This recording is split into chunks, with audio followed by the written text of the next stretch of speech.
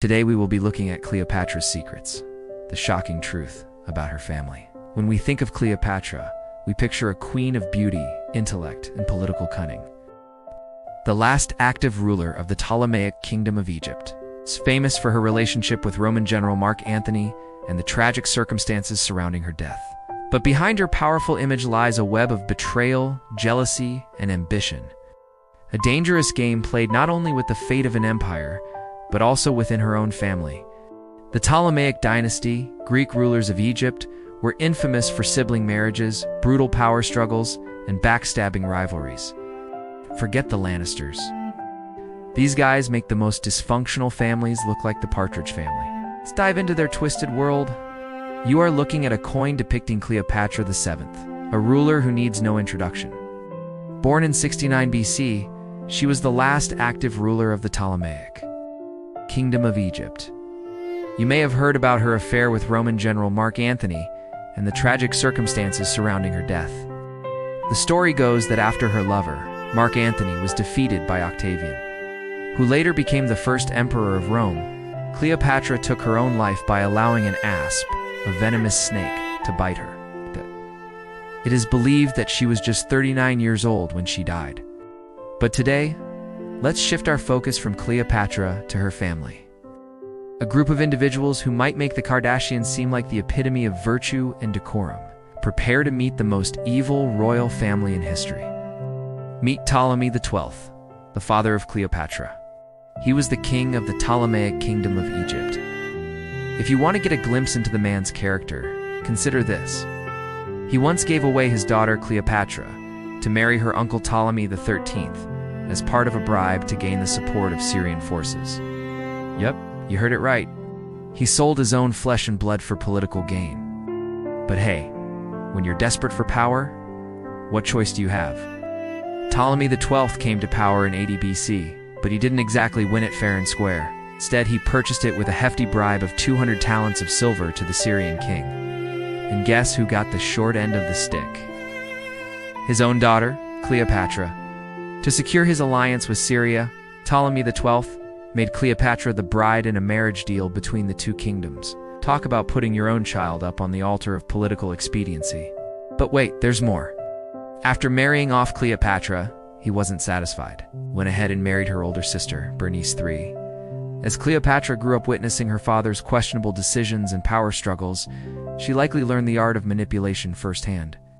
But sadly, her mother, Bernice III, didn't live long enough to see Cleopatra fully blossom into a formidable young woman. She passed away when Cleopatra was only 14 years old, leaving Cleopatra even more vulnerable in a world dominated by men. And guess who stepped in to take advantage of the situation? None other than Cleopatra's own father, Ptolemy XII. He decided to marry his daughter Cleopatra after the death of Bernice III. And it didn't take long for rumors to swirl around the royal court. People started whispering that the young queen was actually Ptolemy's biological son, making him both father and husband to her. If this scandalous relationship wasn't enough, Ptolemy XII had another ace up his sleeve. He decided to make Cleopatra's younger sister, Arsinoe IV, the new queen. Talk about rubbing salt into the wound. It seems like Ptolemy was determined to humiliate his eldest daughter, Cleopatra, at every turn. But it wasn't all smooth sailing for Ptolemy XII either. As he aged and his health began to decline, the kingdom started to suffer under his rule. Taxes increased, and the economy took a nosedive. The people of Egypt were fed up, and it was not long before they rose up against their beloved king. In 58 BC, Ptolemy XII faced a mutiny. When Egyptian soldiers revolted against him, they demanded that he step down as king and name his daughter Cleopatra as his heir apparent. But did he listen? Of course not. Instead, he retaliated by imprisoning the leaders of the mutiny, including his own daughter, Cleopatra's husband, Ptolemy XIII. This was a major turning point in Cleopatra's life. Seeing her husband and others imprisoned for simply trying to bring about change, she knew she had to act fast. In 55 BC, while Ptolemy XII was on a visit to Rome, Cleopatra seized the opportunity to stage a coup along with her sister, Kuno IV. They locked their father in his bedroom, effectively ending his reign and establishing themselves as the new rulers of Egypt. Arsinoe, being the conniving type, quickly made moves to consolidate her power. She kicked Cleopatra's husband out of the palace and even went as far as banning him from the kingdom. Talk about a cold-hearted move. Even worse, Arsinoe decided to make things even more uncomfortable for Cleopatra by forcing her to share a tomb with the mummy of her dead sister. A clear indication of how little regard she had for her sister's dignity. Cleopatra was not one to be messed with, though. She took her revenge out on her sister's tomb, defacing it and moving her sister's remains to a different burial site. It was a petty move, sure, but hey, who wouldn't want to mess with someone who messed with their sister's corpse? But hold on to your seats because the drama is far from over. While all this was going on, Ptolemy XII was languishing in Rome, unable to return to Egypt due to civil unrest. He was desperate to get back to Egypt and reclaim his throne, but it seemed like all hope was lost. That was until Cleopatra offered him a tempting deal. She proposed that he come back to Egypt and marry her, legitimizing her status as his heir. But here's the twist. She also demanded that he divorce Arsinoe, giving Cleopatra sole control over the kingdom. Was Ptolemy XII finally seeing the light, or was he just being plain old selfish? Who knows? Upon his return to Egypt, Ptolemy XII agreed to marry Cleopatra, cementing her position as the sole ruler. However, he never divorced Arsinoe, leaving the two women to rule together as co-regents. And let's just say that they weren't exactly on good terms. The rivalry between Cleopatra and Arsinoe was so intense that it turned violent. One day, Cleopatra had Arsinoe thrown into a vat of wine during a party, killing her. Talk about a dramatic exit.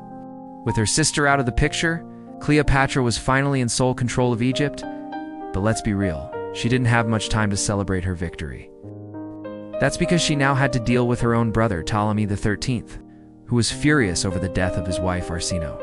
He fled to Syria and sought refuge with his sister Cleopatra Thea, who was married to the Syrian king. Cleopatra wasted no time in making a power play. She declared her brother Ptolemy XIII as her heir, solidifying her position as the sole ruler of Egypt. But her brother was not content with being in the shadows. He wanted the throne for himself. In 51 BC, Ptolemy XIII invaded Egypt with the support of Syrian forces, aiming to usurp Cleopatra from the throne. Talk about a family reunion gone wrong. Despite being outnumbered, Cleopatra's forces were victorious, and Ptolemy XIII was forced to flee to Rome. He sought refuge with Julius Caesar, hoping to enlist his support in reclaiming the throne. But Caesar was more interested in cozying up to Cleopatra. In fact, he developed such a fondness for her that he even built a special dock for her ship. It's the one that would later become a symbol of his love for her. But don't worry, Caesar wasn't completely heartless. He did help Ptolemy XIII escape to Asia Minor, where he lived the rest of his life in exile. Cleopatra wasn't done with her brotherly battles just yet, though. Her next target was Ptolemy XV, another brother who was living in exile in Rome. Cleopatra accused him of plotting against her and sent a group of assassins to kill him. Talk about a cold-hearted move. Now here's the juicy part. Some sources claim that Cleopatra also tried to seduce Julius Caesar in order to secure his support as her lover. Whether or not it worked is not confirmed by history, but it's safe to say that their romantic entanglement had a significant impact on the political landscape of the time. With Caesar's backing, Cleopatra was able to maintain her grip on power in Egypt and fend off any potential threats from her own family. However, her relationship with Caesar took a tragic turn. When he was assassinated in 44 BC, Cleopatra was devastated by his death and reportedly mourned him for months. But as always, she was a quick learner and wasted no time in moving on. This time, she set her sights on Mark Antony, one of Caesar's former allies. Cleopatra and Mark Antony had an intense and passionate affair that resulted in the birth of twins, a boy and a girl. Despite her relationship with Mark Antony, Cleopatra never forgot her enemies back home. She continued to battle her own family members, including her brother Ptolemy XIII, who was still living in exile in Asia Minor. She even sent assassins to kill him, but he managed to escape. However, Cleopatra's luck eventually ran out. Octavian, who later became the first emperor of Rome, defeated Mark Antony in battle, and Cleopatra was forced to flee to her palace in Alexandria. According to legend, she took her own life rather than submit to her enemies. Garrus, and that, my friends, is the tragic tale of Cleopatra and her dysfunctional family. From treacherous siblings to power struggles and forbidden romance, this royal drama had it all. So who do you think was the most evil member of Cleopatra's family? Let us know in the comments below.